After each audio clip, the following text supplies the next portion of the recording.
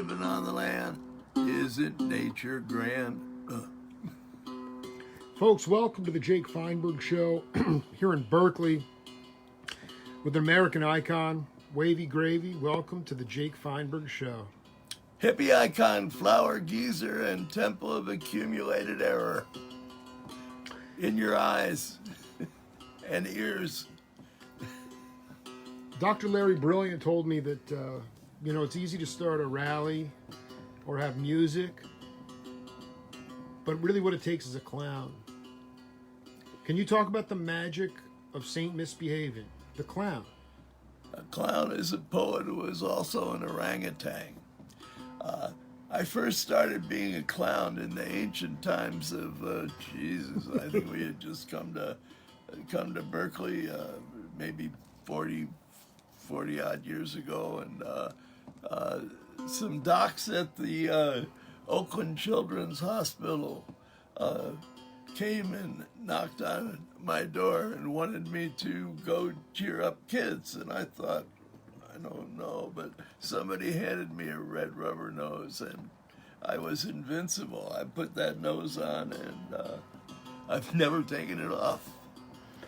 Is it something that the clown, the Saint Misbehaving, does it bring disparate groups together, people that are polarized, and you can mellow it out?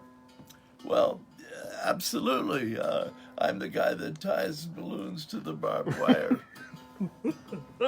And I've been not only arrested as a clown, but I remember getting arrested as a clown. I forget where I was, but I had my giant clown shoes on. And they chased me down in this ravine, and to climb up, I had to do the herringbone for you skiers out there with my giant shoes, which was a great feat for me to rise up. And Well, first of all, why did they want to arrest you? I don't understand. Oh God, I must have done something. I forget what is brilliant. What is brilliant? He's your best friend. I love the cat so much, and Yes. I'm trying to ask you about, taking on that role within the dynamic of raising social consciousness. Well, sure. If you laugh at stuff, you gotta laugh, otherwise you're gonna end up with your brains or your beans on the ceiling. Laughter is the valve on the pressure cooker of life. And so anyhow, laugh. And if you stand on your head, Harpo Marx says, if all else fails, stand on your head. And I maintain if you stand on your head long enough, gravity will get you smiling. So there you have that. And I've often been arrested I was even arrested as the Easter Bunny. At an Easter ceremony? I mean, No, it's almost unholy. It was at the Lawrence. It was in that era, Right? And at the Lawrence Livermore Weapons Laboratory, and there were all these police, and I just started walking towards them in my bunny suit, and they did not want to be photographed. No cop wanted to be photographed busting a bunny. So I'm going right at the weapons lab, and I also have a human foot for luck on a chain. It's a rubber one, but life size, and very intimidating. And the head cop screams, "All right, bust the bunny!" And it was then that I whipped out my get out of jail free card, laminated.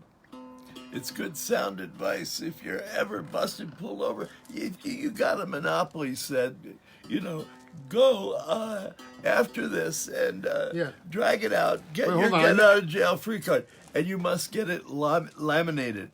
There's something about lamination that really impresses I agree. The police. What is that? Is that an aesthetic, or is it? The police just love lamination for some reason or other.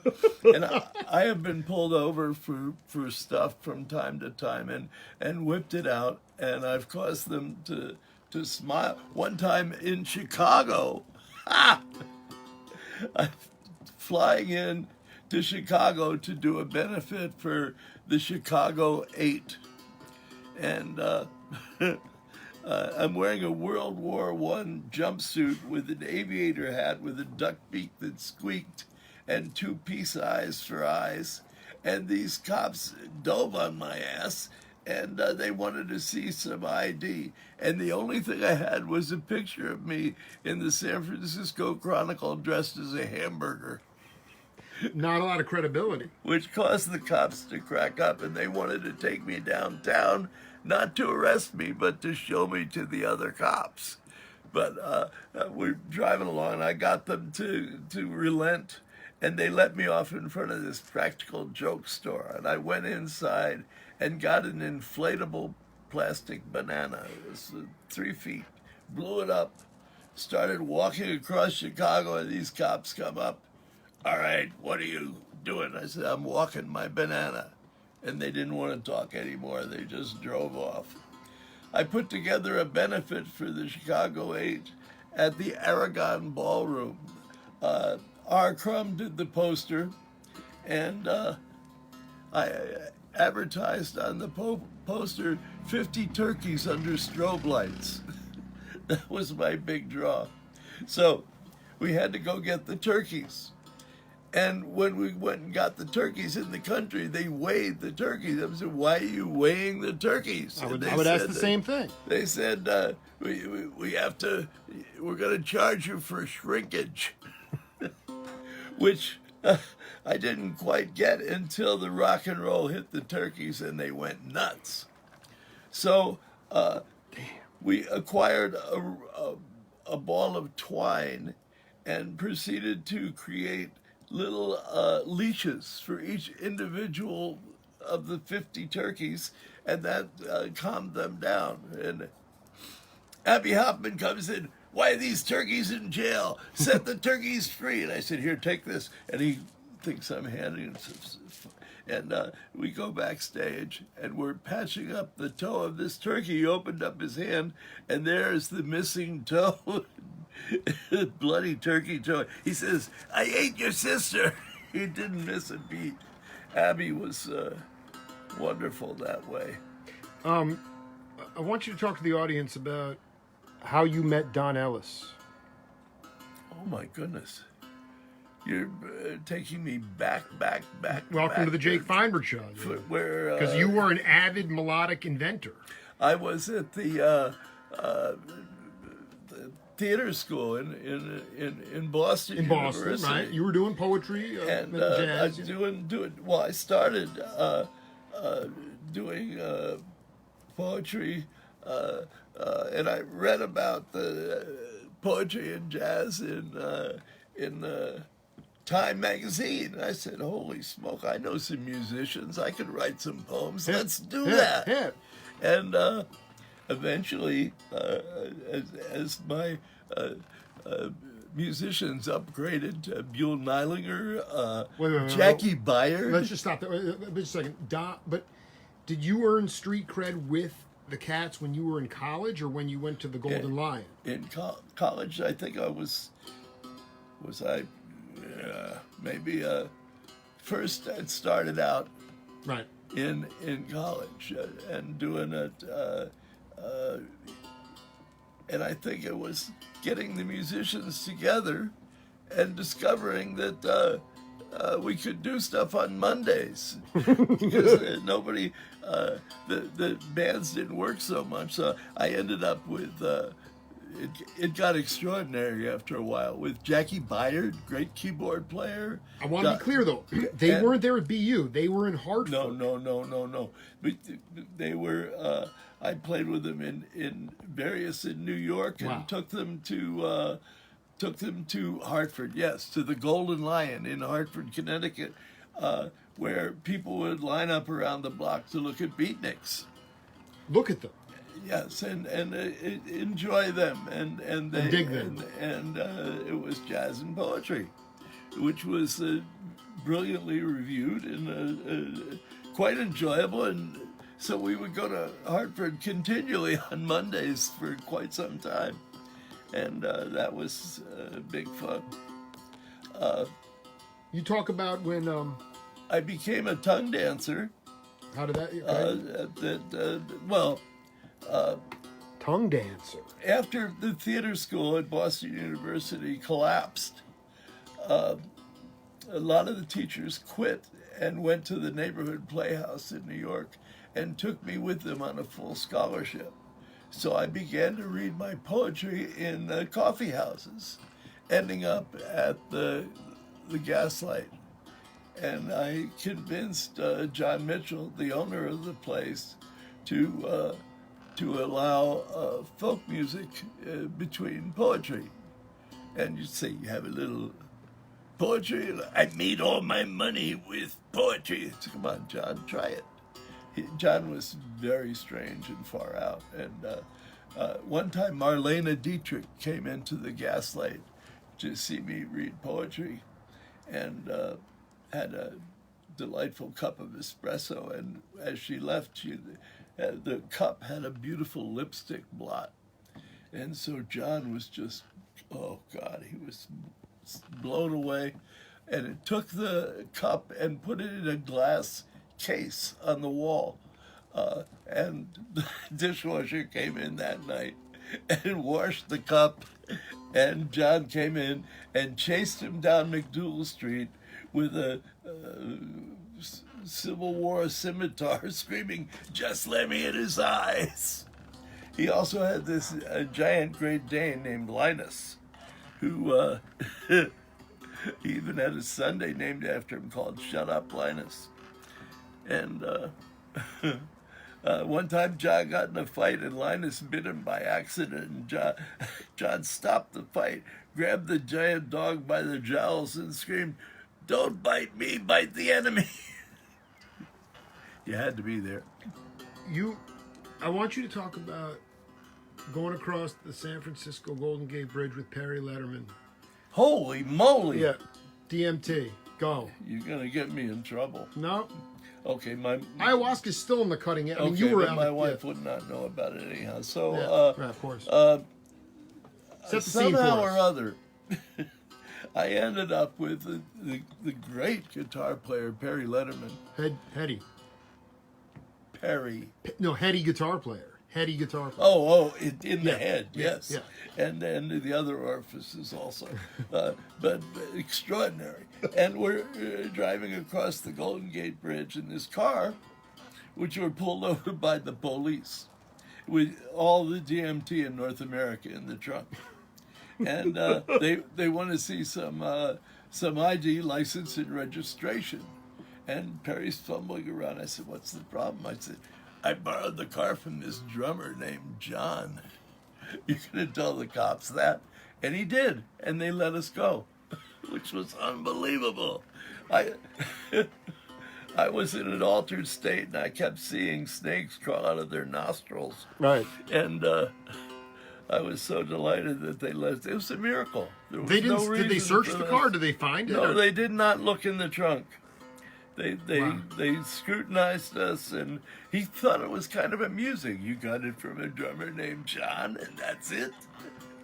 And Perry persisted, and he did have his license. And they took down whatever information that they enjoyed, and they figured they're too weird to arrest. Which I've happened a few times. No, you first met Colin Walcott through Ravi Shankar? Dang.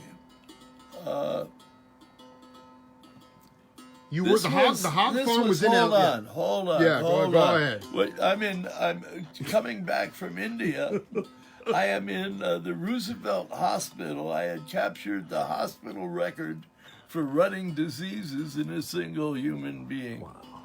They are getting ready to do this big ass benefit for Bangladesh, and I tried to get on the bill, but Alan, what's his name? Klein, Alan Klein. the money Mr. Maestro, decided that I was too strange, and besides that, I was living wounded. But I did get a pass to be able to go to this thing. And I warned them that because the venue was small and the audience did not know that there's more to it than Bangladesh than just a Beatle. Absolutely. And what I wanted to do was to hand out flyers to people with the information and like that, and kind of defuse the pressure on the venue.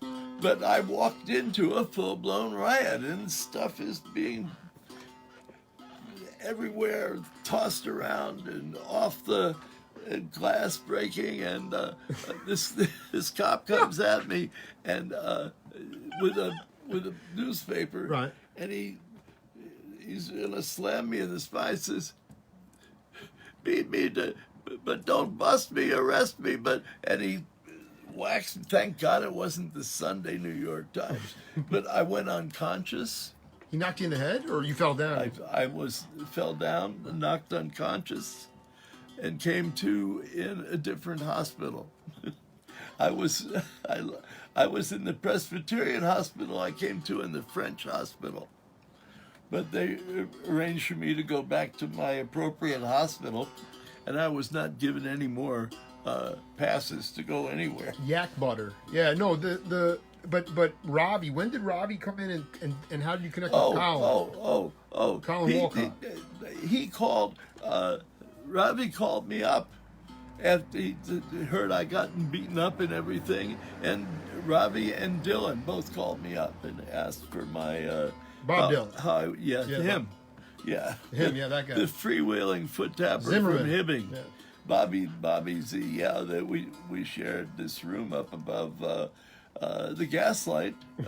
Hard Rain's Gonna Fall was actually written on my typewriter. Bill Cosby took your place in the Hell's Kitchen there. I kicked him out. You kicked out Cosby. I came back. Unbelievable. It all rolls into one. I came back, and the Clarence Hood and his son Sam had taken over the Gaslight, and they wanted me back because I had some magnitude then, and Cosby was no big deal. No way.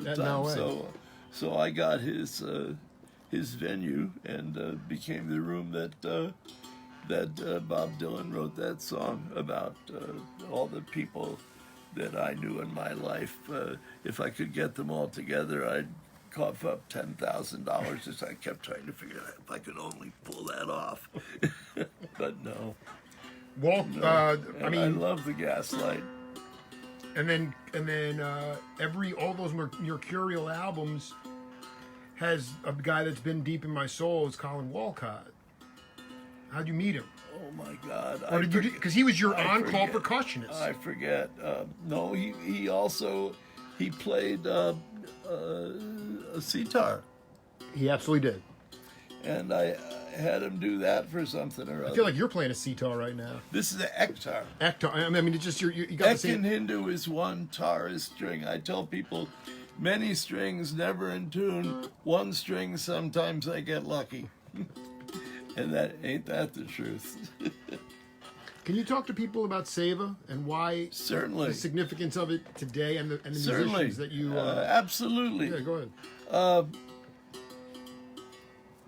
Okay, first of all, because of me ending up being the MC at the first Woodstock Festival, which was unique because we were walking around doing kind of life support stuff, and the E.H. Beresford Monk, otherwise known as Chipmunk, built the stage at Woodstock, but also was a brilliant lighting technician of all of Harry Belafonte's shows, and he had this scene at the Village Gate, and we became close friends, and he used to light me whenever I played in various clubs and all. So he saw me, and he had me come up on stage to do the life support announcements. I never introduced a band.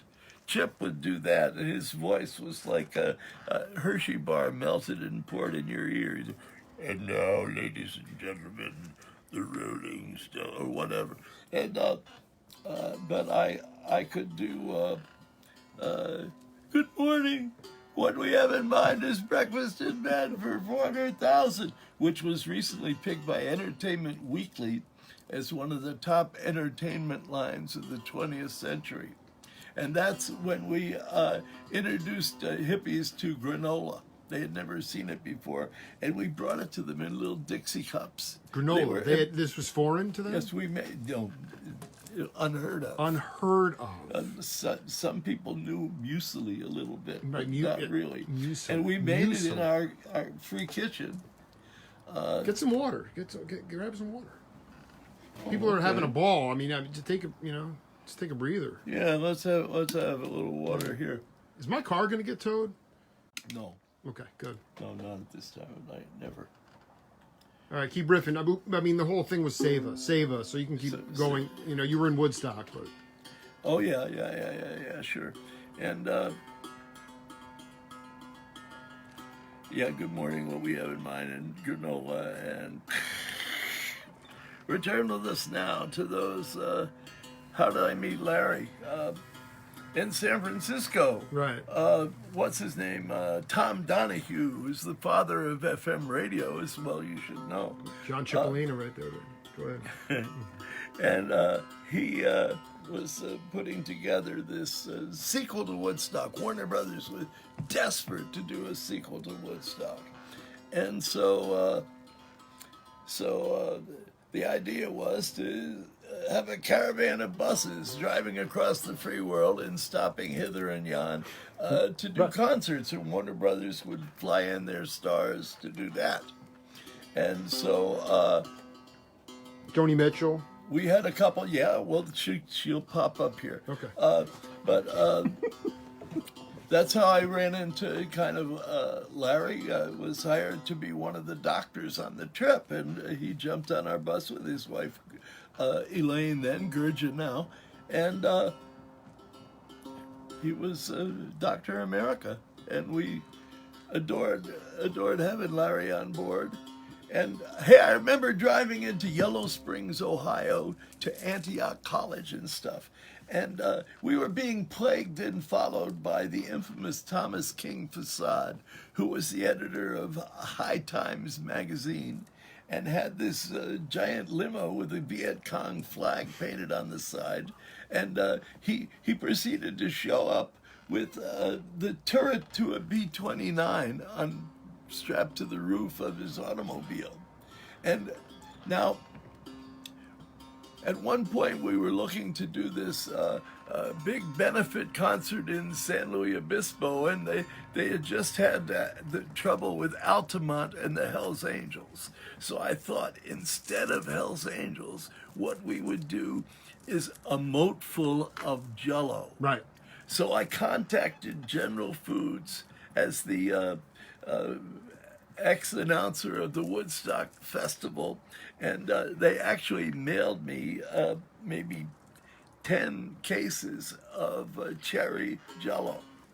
And the event was called off, so we threw it in the bottom of the bus in the possum belly, a chamber that opened up under the floor on the sides, and we had all that. And then we saw these turret to a B-29, and it screamed for our Jell-O.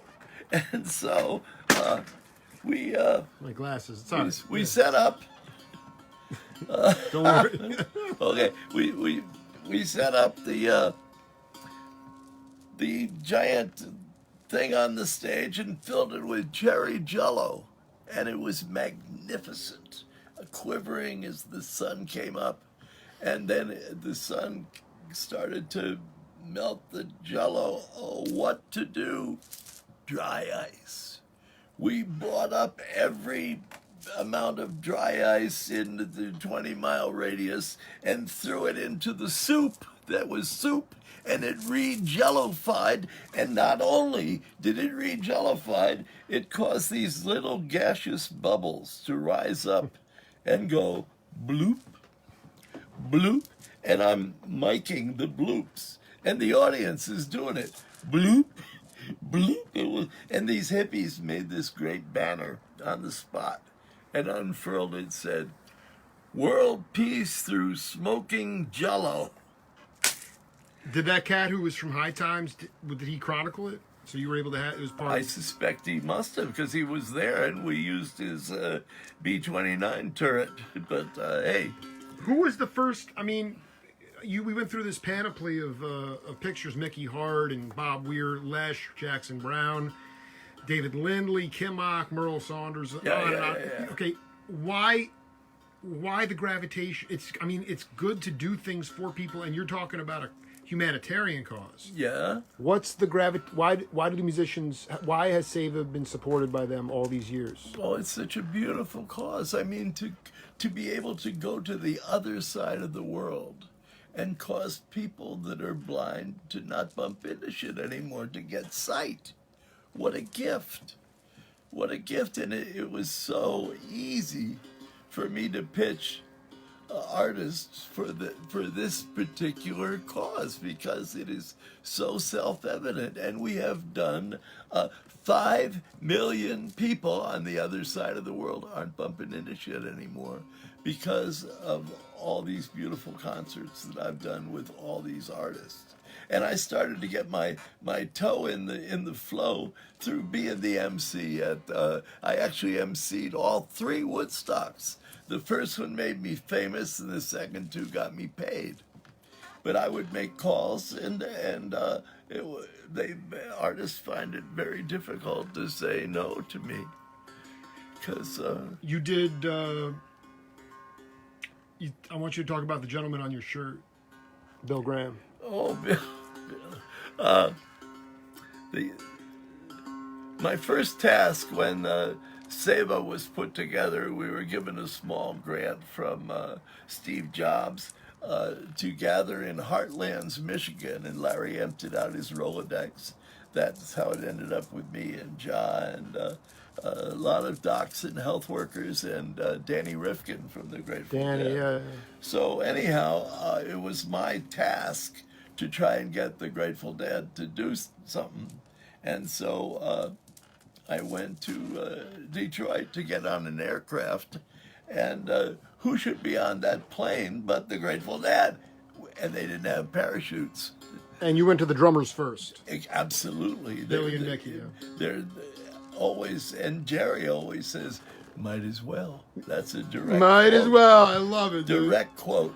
And With Graham, though, then you didn't... Bill didn't know, but we put on the show, and it was a benefit, and Bill didn't know it was a benefit. He said, "Why am I the last to find this stuff out?" And I'm sorry, Bill, but that's just how it is. So I'm backstage in the Jerry area with Steve Parrish, Jerry's roadie. Yep. And we're exploring some vegetation. Sure. And Bill comes back and hands me this note, and I open it up. And it's a check for $10,000. I said, "My God, Bill, why are you doing this?" He said, "Because you did not hit on me, my friend." Hit on you for money. That's it. You got to be secure with yourself, and you got to know that you're doing the right thing, Wavy. And I love that. You also started. You did babysitting for all the kids at the Great. Oh my God, that's how we paid for our land in Lake. Sunshine Keezy, Justin We did Kreutzmann, so many shows, and we would set up this whole little Camp Winter Rainbow backstage where they could learn to juggle and bingo for valuable prizes, and I would get maybe a couple $100 to be able to go out, and I would get the coolest toys. And all the kids would come and they'd eye the toys, and if it met their approval, they were there. And riveted. Bingo. Riveted. B-A-E. And I would not just do bingo, I would do double bingo, triple bingo, quadruple bingo, and blackout. And blackout was for the big prize. You had to get your entire card covered. And kids would be riveted.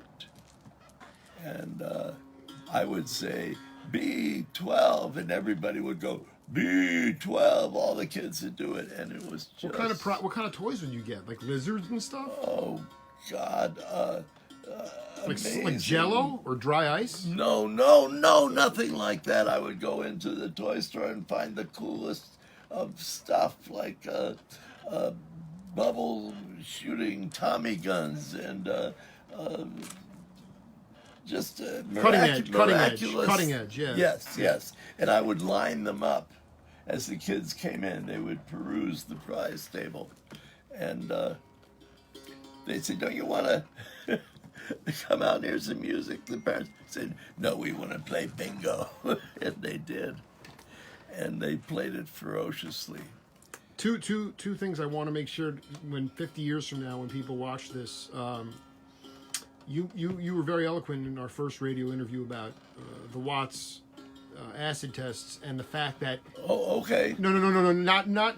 What I want you to definitively talk about. Some people will say that the sober punch was spiked, but no, it was clear at the beginning that you made it clear. This is this, and this is this. Yes. I said to everybody, "This is the Watts acid test." They had rented this. The pranksters had rented this enormous warehouse Babs, in Watts, and Watts was still smoldering from the riots. Oh, wow. And Belly of the beast. But people knew that they could watch the floor change color for $1 at the door, and so I made sure to explain, hey, we had these 2 enormous ash cans, brand new, filled with Kool-Aid, and hey. The Kool-Aid on the right is the electric Kool-Aid. The Kool-Aid on the left is for the children. Once more, and I went over it like 5 times. But people would come off the dance floor after dancing for an hour or 2 to the Grateful Dead, and they were just looking for something wet.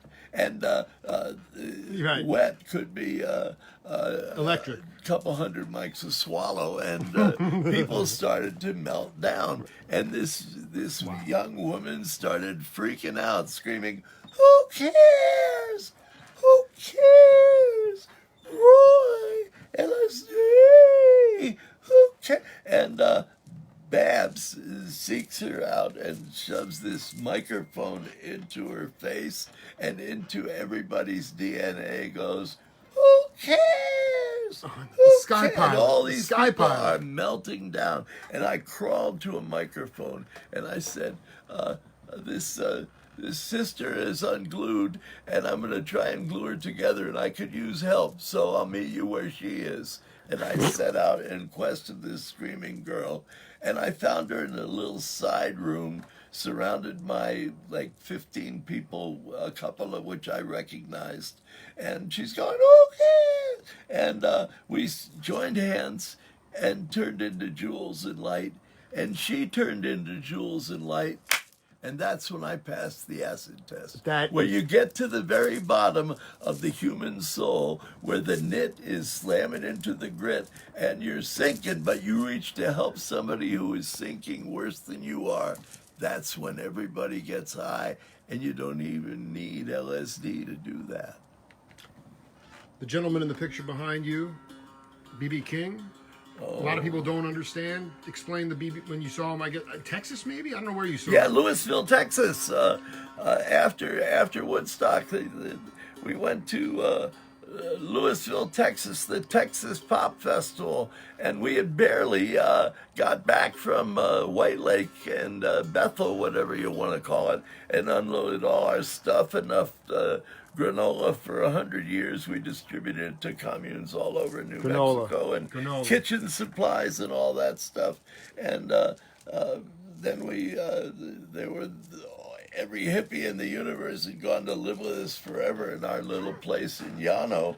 And but there were these 2 beautiful brand new buses that wanted to swoop us to Texas because they were having a rock concert and a rodeo, and there was a little conflict between the rodeo and the hippies, and they thought that we Saint could Misbehaving maybe had to come in and useful. mellow it out. So, but he didn't know he was that yet. Right. Okay. Hugh Romney was. But yes, That's yes, right. I was Hugh. Holy I was Hugh cow, Romney. You were Hugh. If you check the credits on the Woodstock music album, it is Hugh Romney listed there. Okay, so we barrel in to Texas, and we set up our camp On Lake Dallas, no hardship for water like Woodstock. We were praying for water. Here we had 1 billion gallons of water, and the sheriff was down there, and we were up here, and we built this free stage, and what was it? Yeah, I was asked that somebody had freaked out in the main concert, and we were asked to go down there and help out. And the Job's daughters couldn't handle the skinny dipping. Wow. So I got the chief of police to give me the keys to his boat. And I put on a Mae West. I got this Peter Whitewright, an old salt, to drive me around, and I'm going, ahoy, Nudo! And we'd go up to this naked swimmer, and we'd say, look, the Job's daughters have gone crazy. They can't handle the nudity. Can you put your clothes on and tell other people to do it? Oh, this Otherwise, is great. they're going to call the National Guard. Oh, man. So everybody got suited up, and finally, oh God, there was this naked water skier, and I said, follow that son of a bitch, and we chased him around the lake until I collapsed and run out of gas or something, and I made my way back to the stage, and I'm crawling up there where we had, let's hear it for drummer number 5 or something. It was terrible. And then the announcement came, B.B. King is here with his bus.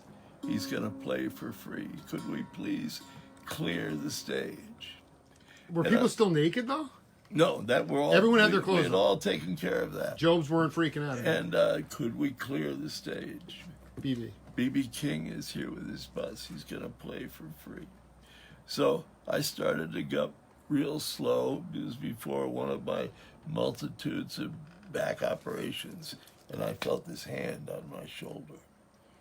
And I looked up, and there was B.B. King. And he looked down at me. He said, you, Wavy Gravy. I said, what? Yes, sir.